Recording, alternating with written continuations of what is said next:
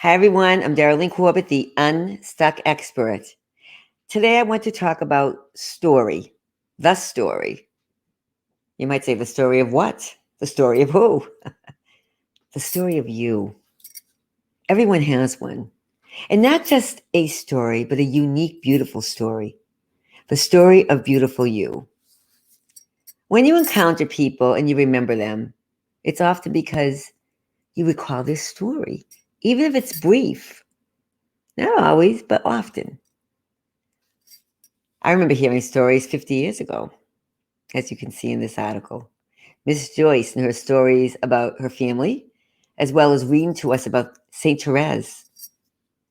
My mother listened to stories constantly. I remember always seeing people come visit her. I believe she remembered their birthdays and their anniversaries and every other important date for them because she remembered their stories. My dad, like many men, would sit and listen to another man, and sometimes they would talk and not talk. But he heard the story. It's no wonder that I became a therapist, listening to stories.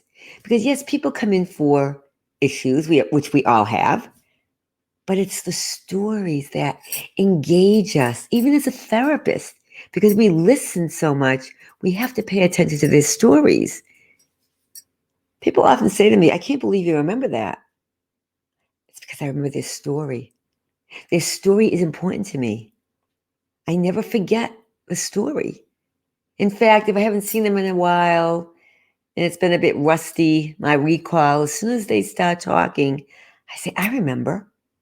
It's the story they shared with me. When I hypnotize people, I remind them of their uniqueness, like the stars in the sky,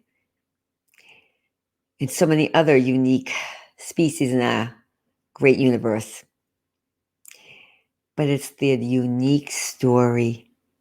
No one's story should go untold, even if they're telling it to their children or their grandchildren.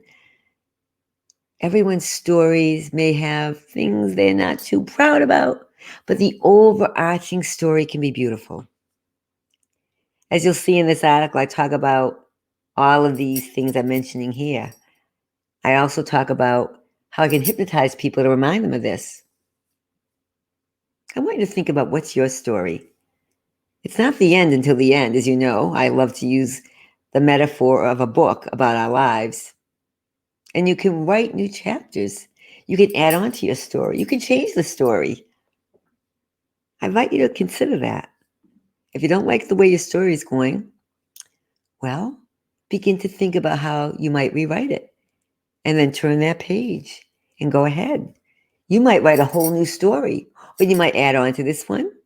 You might alter this one. It's important. This part of your story may be entirely different. It can be whatever you choose it to be. It's up to you. No matter what your story is, embrace it. Think of it as your beautiful you, the story of beautiful you. And then watch what happens. It's never too late to add a chapter. Give it a try. Think about it. Even if you think your life is boring, you know what? If you look deep within, it's not so. It's interesting. It has many facets to it. It's not just this straight line. Look at it more as nuanced. No matter what, it's your beautiful you that you are writing about, that your life unfolds in many ways. Think about it. And if you even have an idea, I say, even if you don't want to write a book or write an article, write down the idea and watch what happens if you begin to allow it to sow within your mind like a seed that's ready to blossom.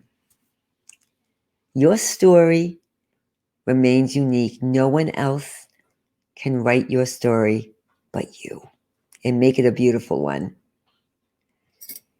In the meantime, I am Darlene Corbett, the UnStuck expert. You can visit my website at darlenecorbett.com.